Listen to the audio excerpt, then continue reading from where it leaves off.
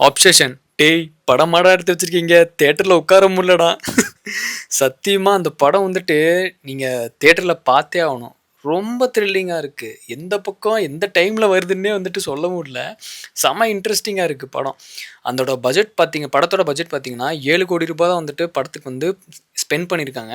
ஆனா வந்துட்டு ரூ. 1,450,00,00,000 வந்துட்டு படத்துக்கு வந்து கலெக்ஷன் பண்ணியிருக்கு அந்த படம்.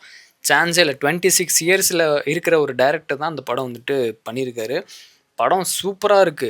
செம்ம த்ரில்லிங்கா இருக்கு. அது வந்து ஒரு கோஸ்ட் மூவி மாரிலாம் இல்ல. ஆனா நீங்க வந்துட்டு பாருங்க. மறக்காம கப்பலோட போய் பாருங்க. நியர்பைல போயிட்டுருக்கும். நம்ம தியேட்டர்ஸ்ல எங்கேயாவது இருந்துச்சுன்னா, மறக்காம அந்த படம் வந்துட்டு இங்கிலீஷ்லயே பாருங்க. உங்களுக்கு கம்ஃபர்டபுளா இருந்துச்சுன்னா இங்கிலீஷ்ல பாருங்க. இல்லாட்டி வந்துட்டு தமிழ்ல பார்க்கணும்னா தமிழ்ல பாருங்க. ஆனா படம் வந்து பயங்கரமா இருக்கும். அதுவும் முக்கியமா வந்துட்டு இந்த சீனு.